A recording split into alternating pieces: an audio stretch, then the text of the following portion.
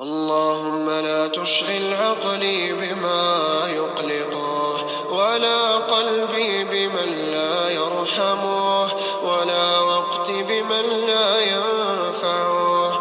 اللهم لا تحرمني خيرك بقلة شكري، ولا تتركني بقلة صبري، ولا تحاسبني بقلة استغفاري.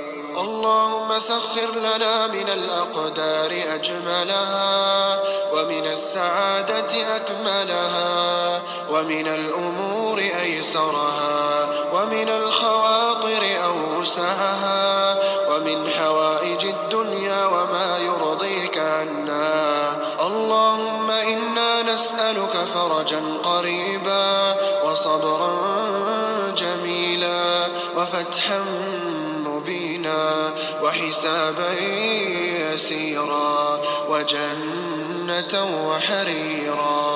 اللهم طهر قلوبنا من النفاق، وأعمالنا من الرياء، وألسنتنا من الكذب، وأعيننا من الخيانة، فإنك تعلم خائنة الأعين وما تخفي الصدور. يا خالق الكون والوجود، لمن نشكي وأنت موجود، بابك لم يكن مسدود. يا رب أعطنا النفس الراضية، وصدورا من الهموم خالية، وقلوبا بطاعتك صافية، وأنعم علينا بالعافية. اللهم أغسل قلوبنا من أوجاعها، وألسنتنا من أقوالها، وأعيننا من خيانتها. اللهم لا تحرمنا لذة السجود بين يديك، ولا لذة النظر إليك. اللهم إنك الحق، ووعدك حق، والجنة حق، والنار حق.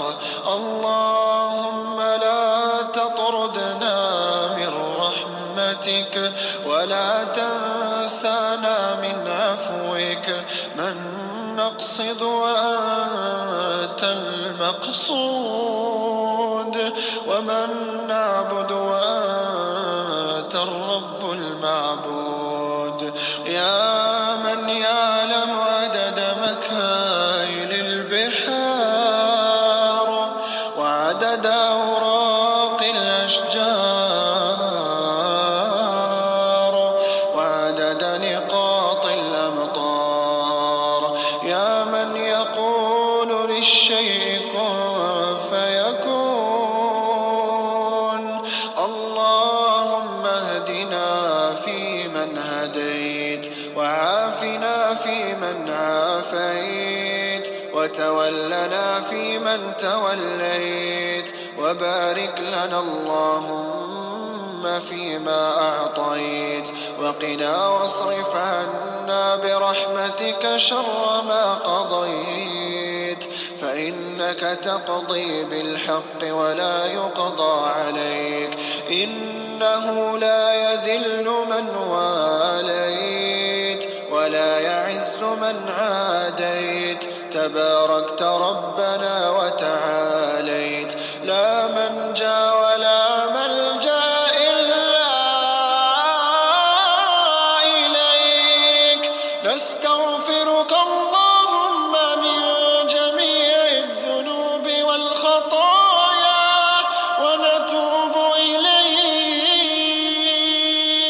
اللهم اقسم لنا من خشيتك ما تحول به بيننا وبين معصيتك، ومن طاعتك ما تبلغنا به جنتك، ومن اليقين ما تهون به علينا مصائب الدنيا، ومن ومتعنا اللهم بأسماعنا وأبصارنا وقواتنا أبدا ما أبقيتنا وأحييتنا، واجعله الوارث منا، واجعل ثأرنا على من ظلمنا، ولا تجعل مصيبتنا في ديننا، ولا تجعل الدنيا أكبر همنا ولا مبلغ علمنا ولا إلى النار مصيرنا،